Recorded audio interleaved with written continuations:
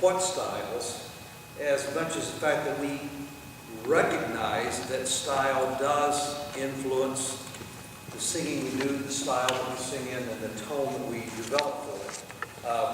Just like, for those that are with me in one of the other sessions, just like the fabulous baritone that was amazing on the first piece and put me to sleep by the third piece, the same is true in our choral music making. If everything sounds the same, no matter how beautiful it is, it loses context. I think probably my favorite quote by Robert Shaw is, "There's no such thing as beauty of tone, only dramatic integrity of tone." What does that mean? No such thing as beauty of tone, only dramatic integrity of tone.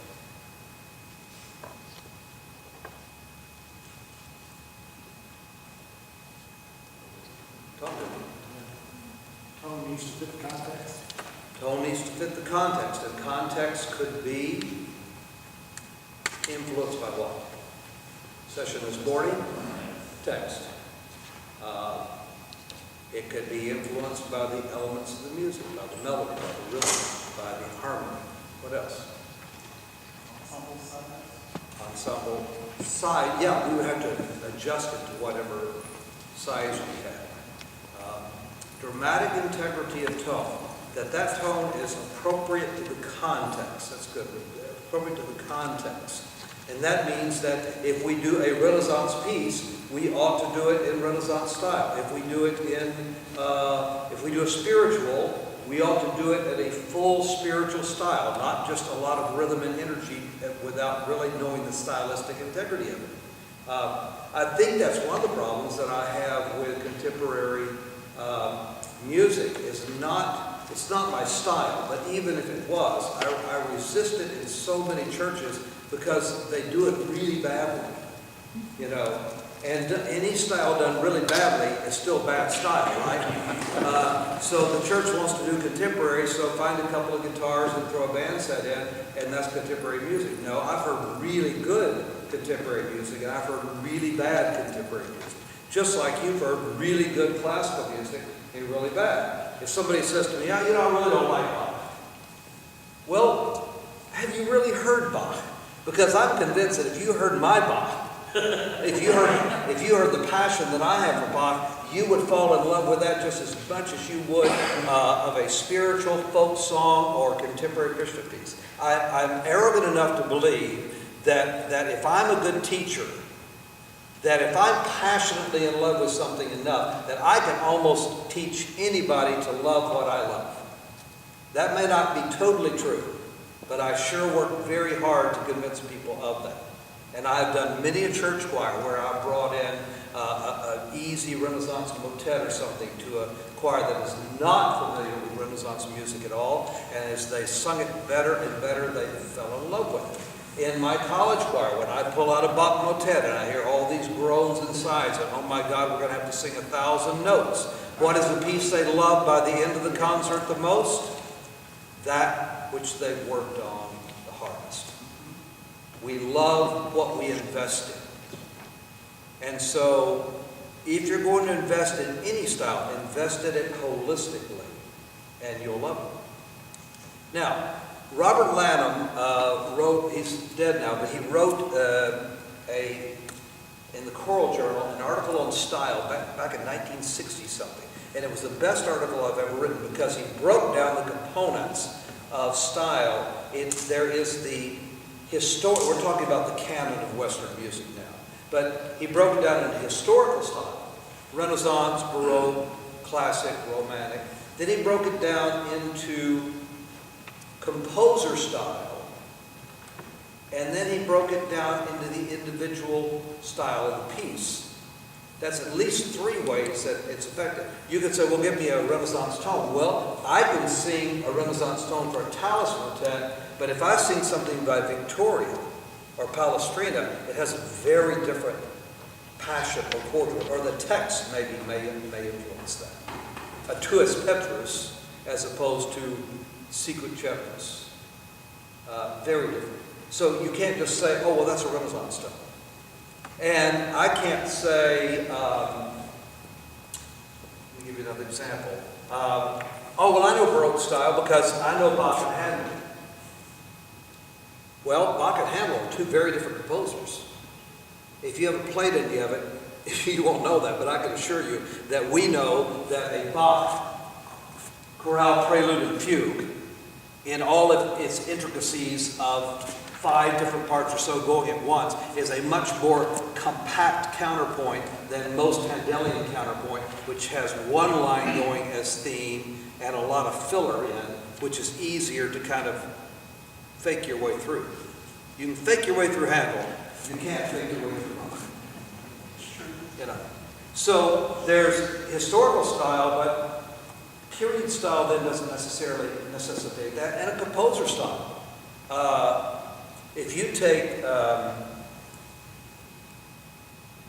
the Brahms sacred motets, but you sing his German lead song, or you sing a requiem, those are very different styles.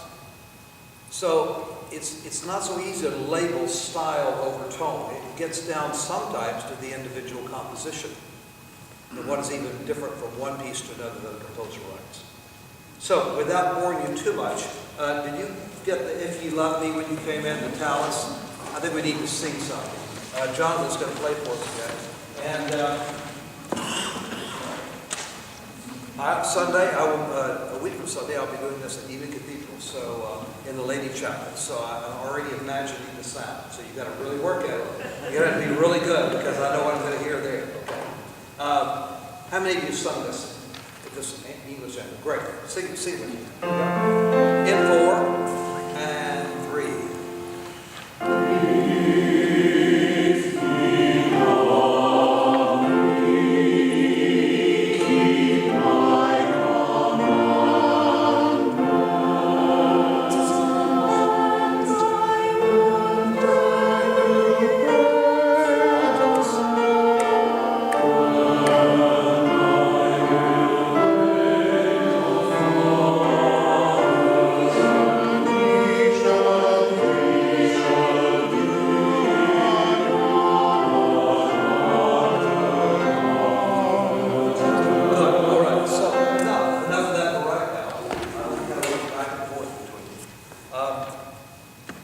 It's impossible to characterize any particular period. We know that Tallis and Bird wrote in that Elizabethan era. In fact, they were the favorites of Elizabeth I, so much so that she gave them rights to the only publishing in the entire kingdom. I mean, they were wealthy men. And they were also Catholic and Protestant.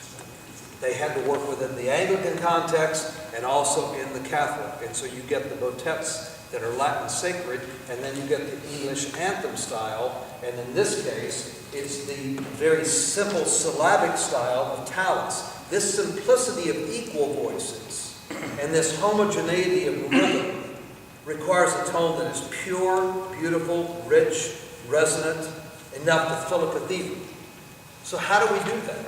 I hate people name dropping, but I was just thinking about a month ago, I did High Mass at St. Peter's in Rome, first time to do that. You try filling up St. Peter's Cathedral with a sound, with a pianissimo that sounds like this. It goes about that far. I don't care how resonant. I mean, when they sing in there, you've got to sing a piano that just fills up the place, or it goes nowhere at all. Now, this is a simple, pure style. Say this. Take your fingers, put them between your lips, or the corner of your lips, and say, "If you love me, keep my commandments."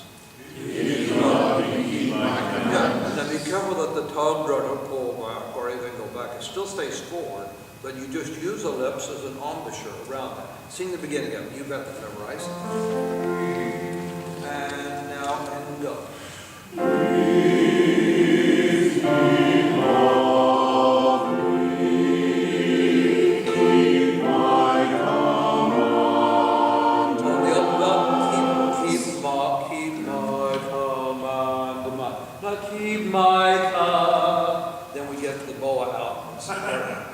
Yeah.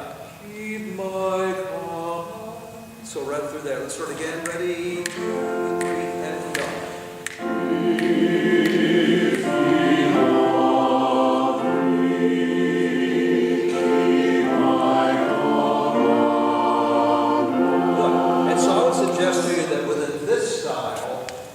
Slavic style of English anthem literature, you want to sing a very pure sound.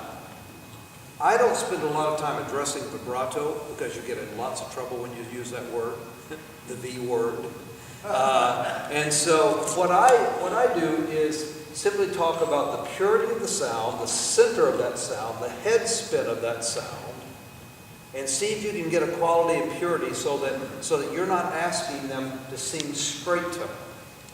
Straight tone is harmful to the voice, I have to tell you. These young choirs, these high school choirs that are singing straight tone, I've heard so many Texas choirs. I'm doing the Maverick Festival in San Antonio. I'll hear 60 chamber choirs in March of this next year, and I guarantee you that 57 of them will sing with this lean, clean, pure, beautiful intonation, but not supported singing. Or they sing it full out so that it sounds like a Brahmsian motet. So how do you do that? How do you do style in this case? You keep a very solid support line through it, and you sing it. One of our voice teachers, Lori Beatty, I love her term, she says, particularly the sopranos, which have more trouble than others, because of Choral, ladies, slenderize your tone. You know, sing it this way so that it goes right through the top. But if you say straight tone, and I cut off here, then I cut off all supported breath, and you're singing literally right on your chords. It's an easy way to chew, but it's not a healthy one. And I want to hear Renaissance music that has vibration to it. I don't want to hear vibratos, but you can do that. You can sing minimally with vibrato. The young voices, they're light enough that they can do it fairly effortlessly. When I sang with the Bach Choir in London, the 2 years in the 90s, I mean, we had a soprano section of 80 singers that would just clip along on a Bach Magnificat or whatever, just hooty as could be, that were not strained at all, but you never heard any appreciable vibrato in that sound. It was healthy vibration, but they knew how to sing a controlled sound. Now, if you kind of going down on this here, do you have an outline for this? Yeah, okay. So I'm not going to go through all of this. I've decided it's just way too much. But, you know, I'll give you a listen. If you listen to a little bit of Victoria, which we know would be of the same time period, very different, listen to a bit of his record. This is my Atlanta chamber.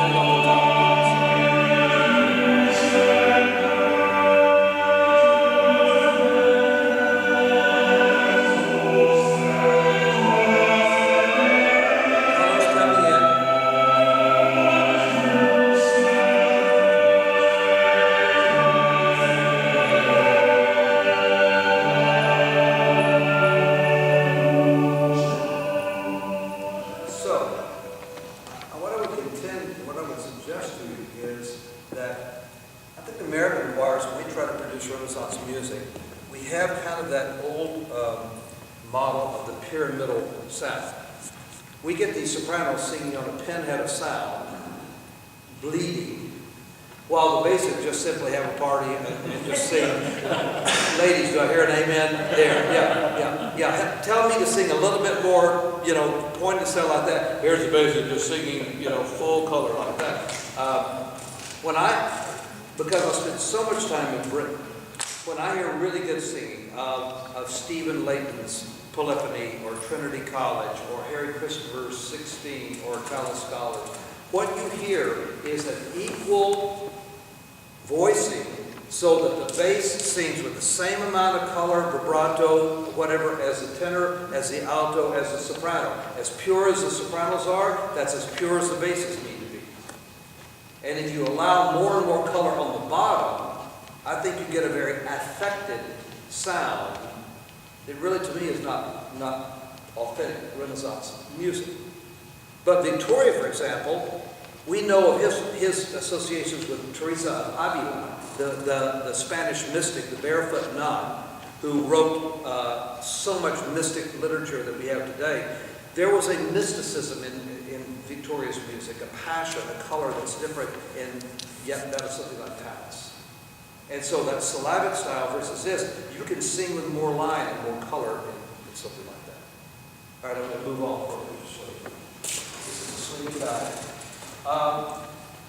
Now, this is one of my great passions of Renaissance music. And once again, if you don't do a lot of Renaissance music, you can apply this principle to a lot, I think.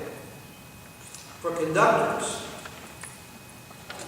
don't you find it very frustrating as a conductor in these Renaissance motets to know what to do as a conductor, other than be a traffic cop? You come in there, you come in there, you come in there, and we just kind of manage voices. But there is a world of shape in Renaissance music that you can do if you educate the singers in how to do this. All right, let me explain. Years ago, I had a chamber choir in Louisville that started about 12, 13. I'm sorry you have to shut this. Do you want to come down and go back? We were doing the Palestrina Pope Marcellus Mass for the Kyrie. And after I studied it, I put in the Talis scholars and listened to them a bit. And as I began to listen to them, really listen to them, what I began to hear were these fabulous professionals that understood the shape of the line in such detail that they colored their voice according to the function of their line. And when I say function, I mean the moment of their line. So as I heard their line, I would hear, let me give you an example, 4 or 5 types at least of functions. One is harmonic underpinning. That's when you're just holding a steady harmonic foundation. You don't need a lot of color there. And they hollow that voice out, so they don't do much with that. Then suddenly, their voice becomes a flourish. And all of a sudden, all the colors infuse back into that. Or then they come as ensemble voices where they're singing as a duet or trio or quartet, and they match their voices exactly with the other parts in a 4 or 3 or 2 equality. And then they might have a cadence, and suddenly they come in on a leading tone cadence or under third, and they color that cadence right at the last. And so I began to hear all of these flowers blooming in my oral garden. I can't say that. Oral garden. And I began to say, wow, why are they doing that? So I kind of developed my own system. And this is the Gloria from the Pope Marcellus Mass, okay? You just follow me. You see these 3 decrescendos there. Look where you have ensemble at the very beginning of this. At the first, you have a quartet.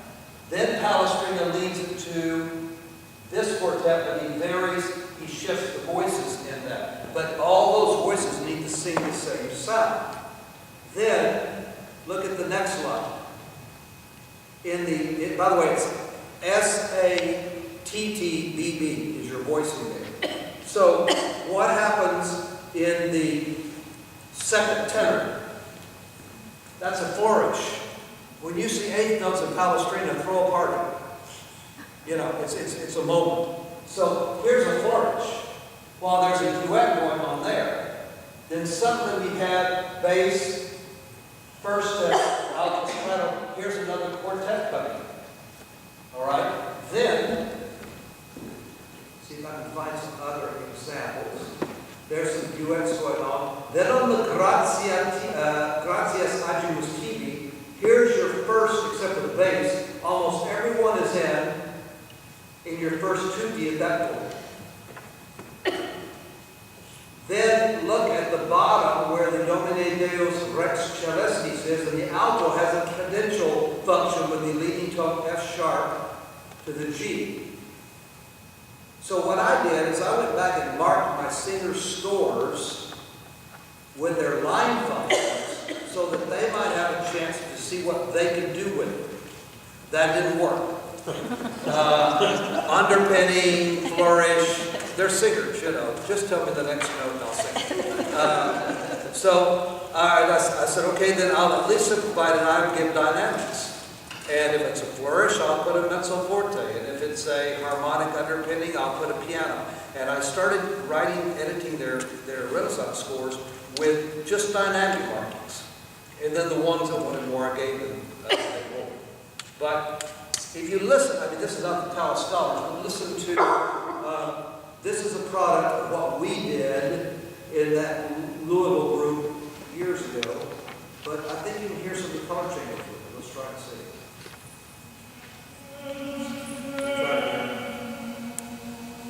Sorry. There's a line on this one.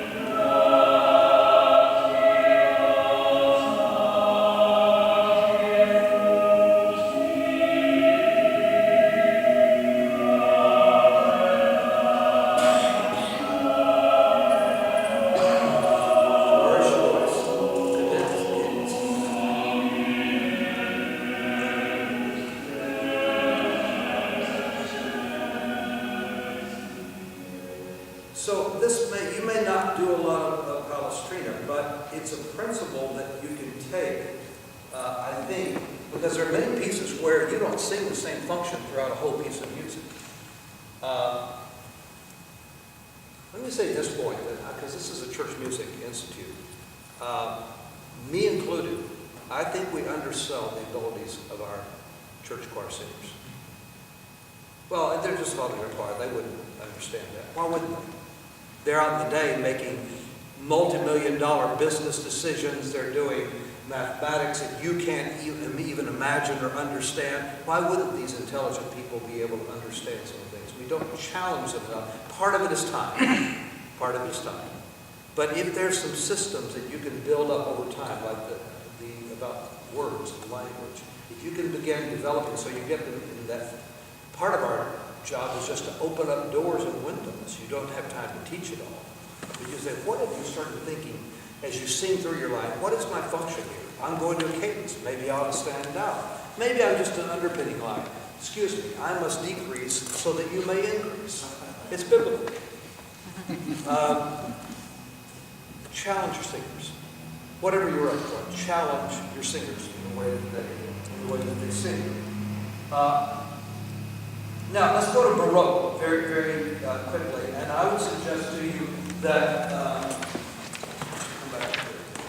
and I'm going to get quickly to spiritual things, John. I'm not going to stay super long in the, because we just had 30 minutes. So, Bach, okay? The complexity of Bachian counterpoint is it necessitates a lighter, more flexible tone to create space between the lines. Bach is so tight, so complex, that if you have more sound, it only gets in the way and just complicates all the other voices.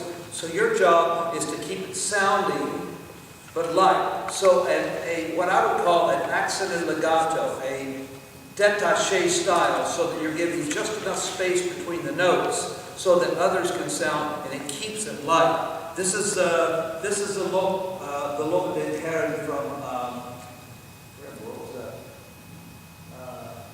Here we go. Yeah. So, this is one of the 6 motets. Well, they wrote more than that. The standard 6 that we say, just listen to a bit of that. And the detachment is sometimes I build in on the walls.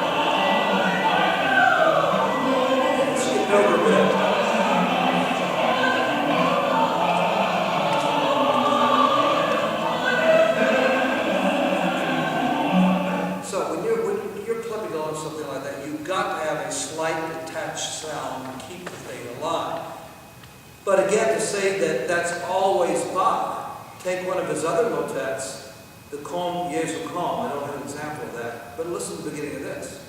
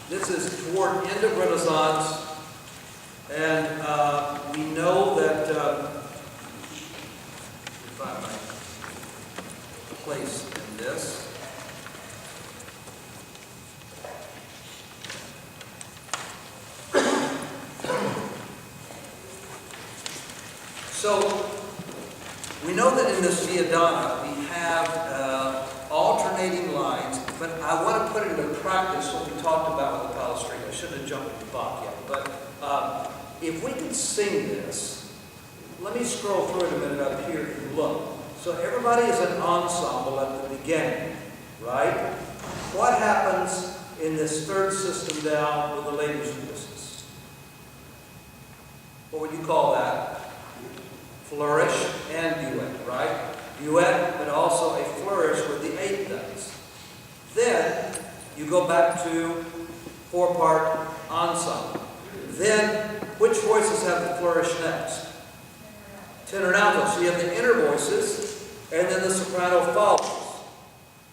Then you have a duet, the solitario between the soprano and the bass. And the inner voices have a duet in that one.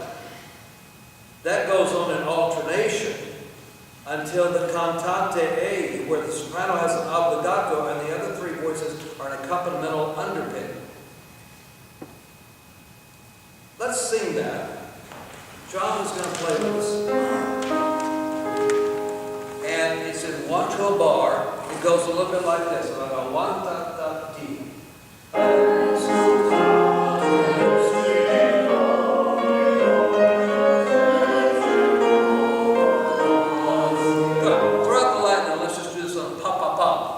Who doesn't have a copy? You can't even see one. They can't even see one in the back. Do we have others? Oh, great. Yeah. Thanks. Were they crippled? Yeah, the crippled. Oh, gosh. And they shall walk.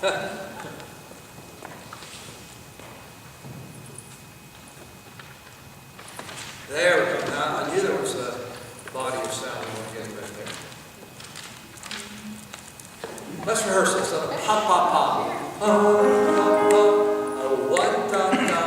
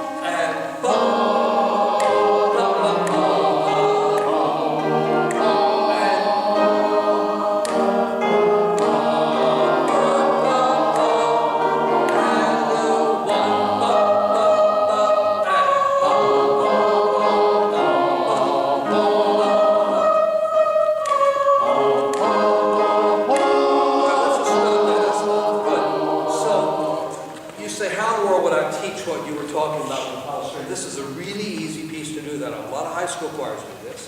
So what I've done with this piece, I had a high school choir visit sometime recently, and they had this piece. I got them in a circle, okay, and we all sang the beginning of it, and the first thing we did is add a bit of dance to it, because this style is certainly dance. Jonathan, play the beginning of it again. One, two, three.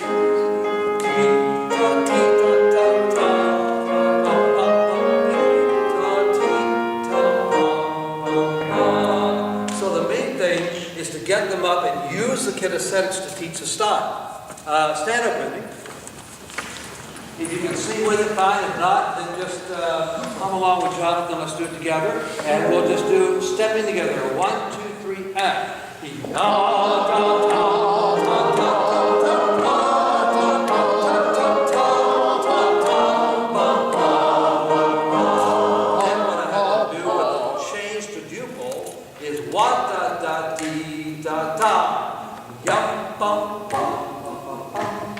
We just walk in a circle.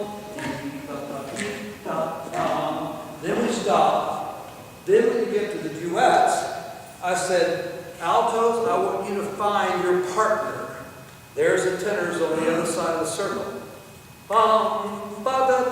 And then you would reach out and pull your duet this way, while the other soprano bass would pull their duet that way.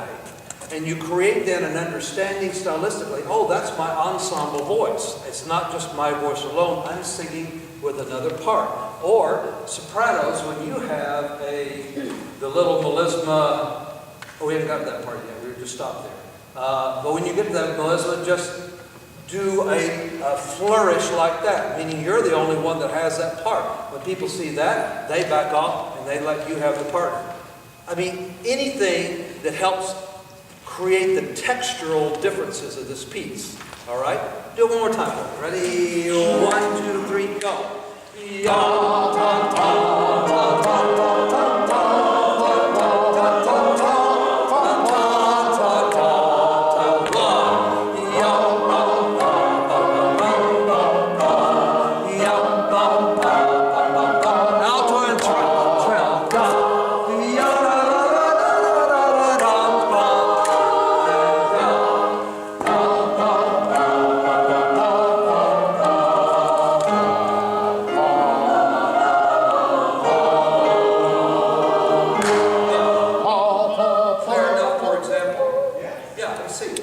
That's fun. And look, any kinesthetic that you make up is valid as long as you practice it beforehand and are convinced that it works. Nothing is worse than having a great idea as you're studying your music. Oh, I think that'll work there. You don't try it out, and then in the moment of trying it out, you look like an idiot and they don't follow you, right? I've done it, believe me. One time I had all the students think up some kind of kinesthetic. This girl came and she said, all right, put a light bulb in your mouth. Not a good singing technique. Oh, I can't sing back there. It was a good image. It got openness, but it was a bad image in terms of it put the focus all the way back trying to swallow it. All right, let's move to Mozart. Ave Vero. How many of you have done the Ave Vero chorus? Okay, good. Great Lenten piece, Holy Week piece, if you're interested in that. And I meant to bring a copy of that, but I have at least enough to get us started. And Jonathan, I'm going to give you my copy. Hang on. Thank you for your patience. Just first page. Yeah. Now, in the 18th century style, we know that what differentiates most is the periodic phrase. Very symmetrical, oftentimes 4 bars, and if we teach this with any kind of line to it, we can make it really work. For all of you in your church libraries that have this piece, in so many of the old editions in 4/4, and wonder why it always seemed really slow. adagio written. It says 4. They finally found a original manuscript back in, I'd say, early 70s or something like that. And guess what? It had an olive rev in the original. Yum, bum, bum, bum, dee, da, da. So it has much more motion that way. Play the one backwards,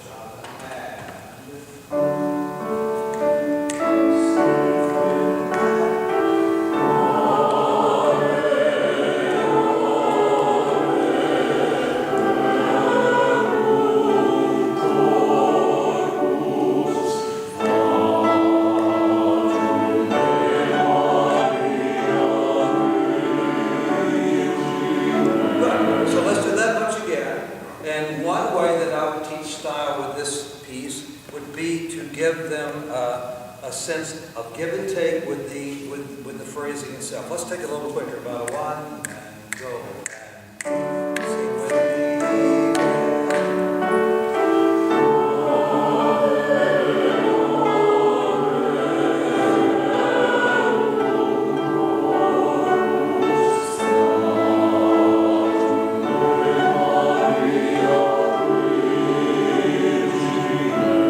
So just creating a tug-of-war kind of line. Sometimes I actually line the choir side to side and do that. It's very difficult to let go of a line and the symmetry of that line if you're physically doing something. Do you know the harmonies enough? If you know the words, stand up. Let's try that. All right. I'll be this line, you'll be the other. I've got my rope. You come toward me, so I'm going to pull you first. Ready and go.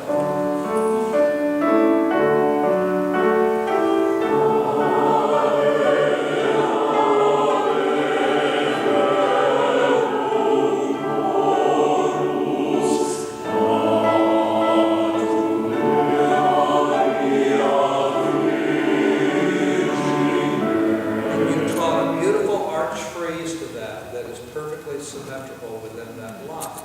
That's an easy way to do style in 18th century music. Have seen? Yeah, are these broad strokes? Of course they are. But I'm just trying to give a few tidbits. I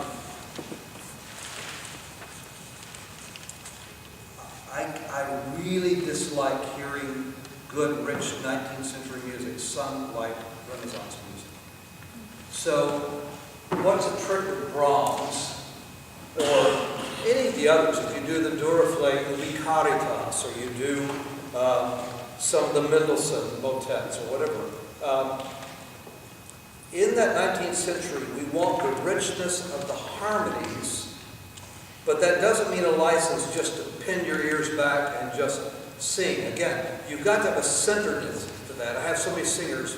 We have a lot of opera singers at LSU. It's one of the oldest opera schools in the country. And so they come into choir. Oh, it's Brahms. I can sing. And, you do, I say, that's not Brahms. That's wobble. That's poor singing. Center that sound. Use your breath. Support it. And then fill out the resonance through the vowel itself. That gives a body to 19th century music. If we looked at, I'm going to give you 3 quick examples of Brahms. The first one I don't have actually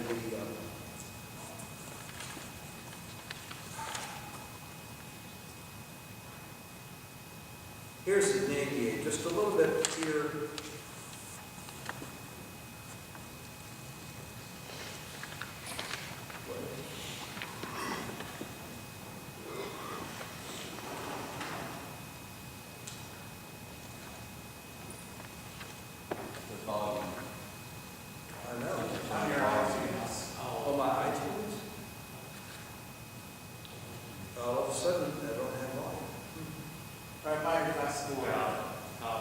Come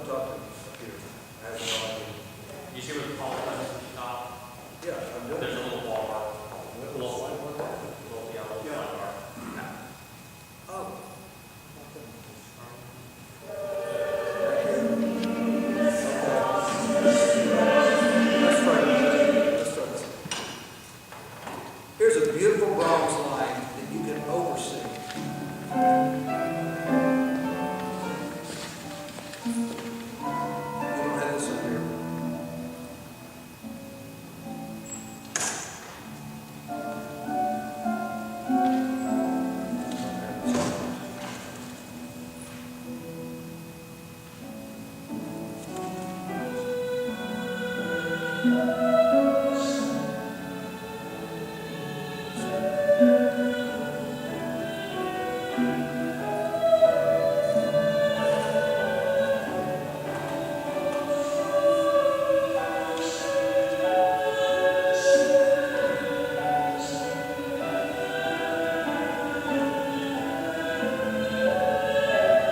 opposed to this bronze.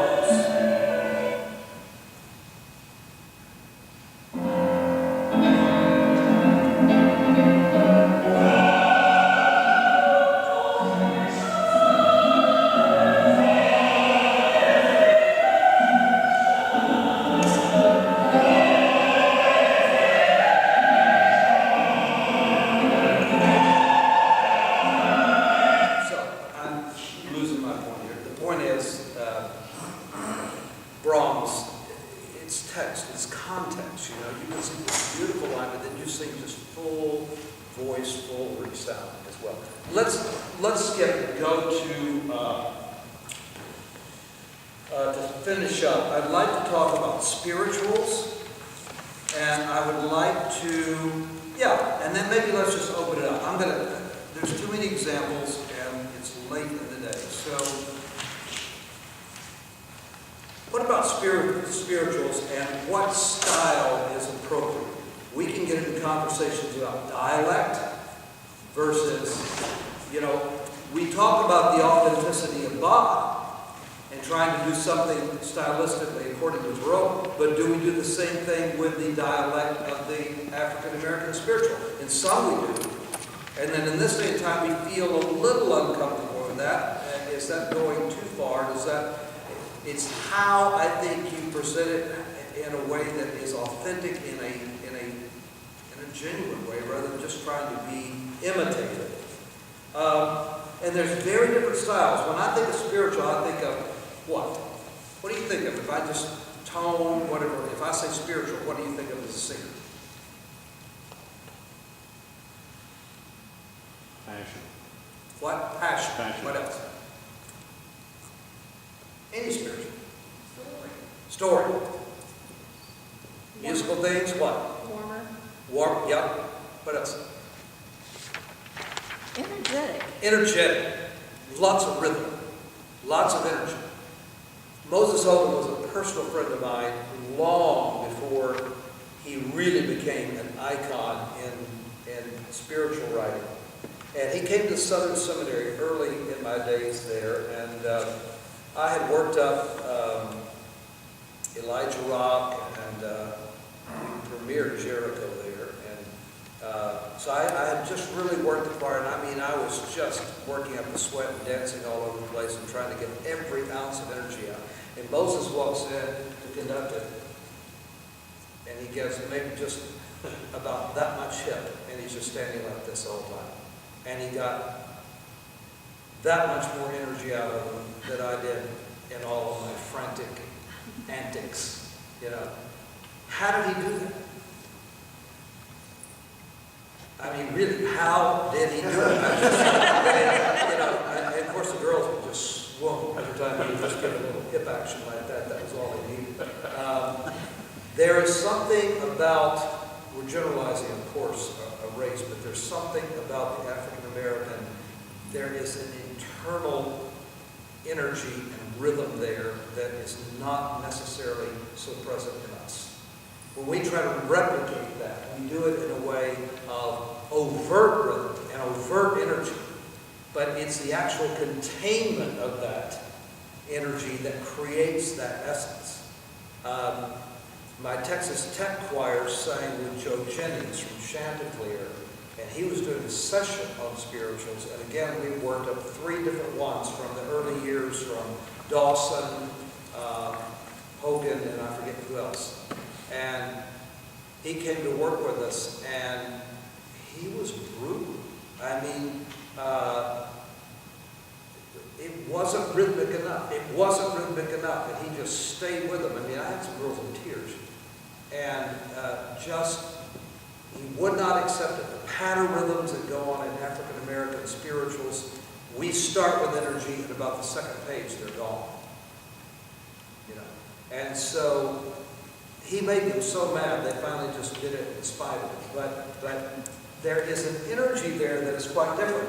But there's also spiritual arrangement. So this is, I'm going to play you 3 different ones. And I want you to listen to the styles. We have just enough time to do that. This is LSU with Deep River. This is an iconic, you have that in your packet, actually, if you want to look at that, the whole thing. That was in our kinesthetic packet, the first day. So take a listen. And this is not rhythm at all.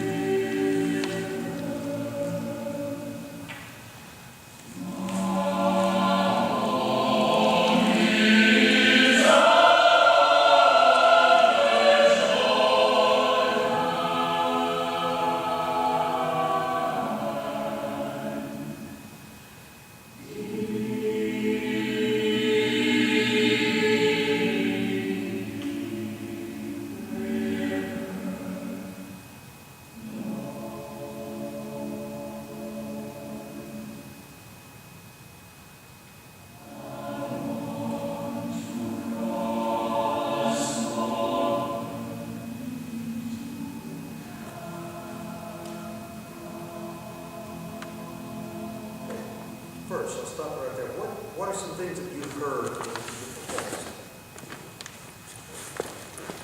Williams took a lot of time. A lot of time. Deep River was very deep. Slow. What else? Ma. Yeah, he took all the diphthongs out. Not my home. They wouldn't sing my home. My home is. So he took all the diphthongs out. Instead of I want. What else? Appropriate pause and punctuation. Yeah, adding the punctuation at the pauses. You heard the fullness of the sound of the basses just rattle the rafters. But when they come back to cadence, you hear an evening out, not unlike Renaissance sound. Everything had to come back to tuning at that end. Then you heard language. Want to cross over into Capra. Now, the second half, total change. I have to note that down. No, I don't have the second half. Listen to the second half. Very good.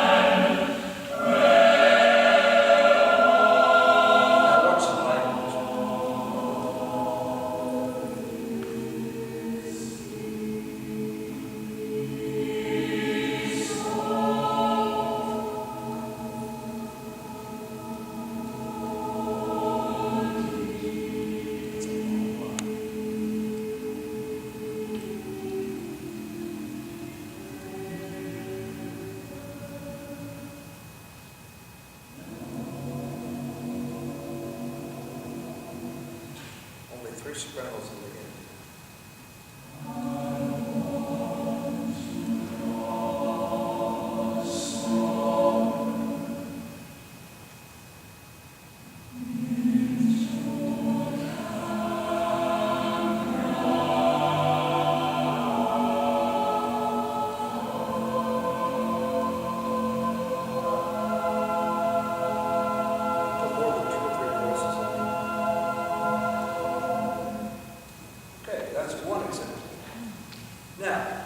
The second one was a Joe Jennings piece that Texas Tech Choir did, and I've never had a choir yet that sung more rhythm than this choir sang on Hogan, Didn't My Lord.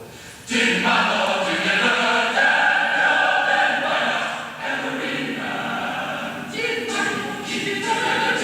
Yes, deliver down. Yes, deliver down. Keep it down. Keep it down. Yes, deliver, why not? And the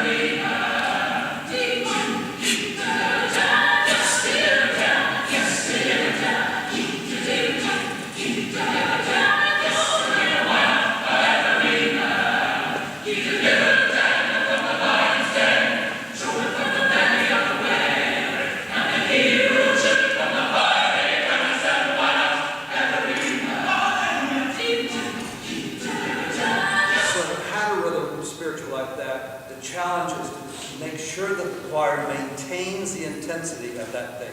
Because usually it's just hard if we let it fall off and it loses that energy. Finally, the new ascender to the throne, I think, of spirituals now is Stacey Gibbs. Do you know Stacey Gibbs, right? Look him up. Go to YouTube and go LSU Choral, and I'll show you a bit. We just did, I'm trying to get into the 21st century of YouTube. And so this is one that we just made. And I told the choir, it's got a lovely daughter, Stacy, who I've not even met, but what am I looking for? YouTube. This is his setting of Ezekiel, but this is double choir, double chorus, and this is a video recording. I told the singers, I said, do not sing to me in this.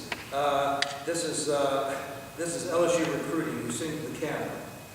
But anyway, I just want you to hear the sound, because it's a fabulous arrangement of Ezekiel saw the wheel. You know the old, was it Dawson?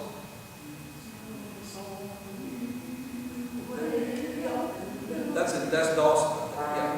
Anyway, so this gives it a double chorus format. Yes.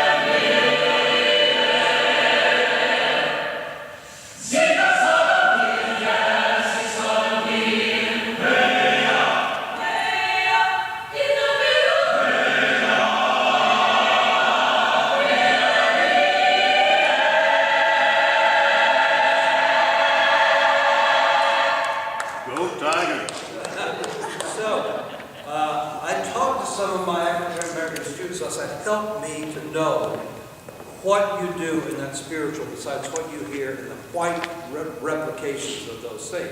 And Megan said, first of all, full voice. Don't let anybody sing like this. Full voice. Second of all, more portamento. Slide into things a little bit more. Get back to pitch, but do a bit more sliding here and there. What else did she say? More dynamic contrast. Still, we didn't give the dynamic contrast that I wanted in that. We really get down. The black preacher starts with the sermon hush like this, and by the end of it, there's just this crescendo that goes to the end of the sermon, and that's what the same thing happens within these spirituals. So don't be afraid to ask people who know style about any kind of ethnic or minority music.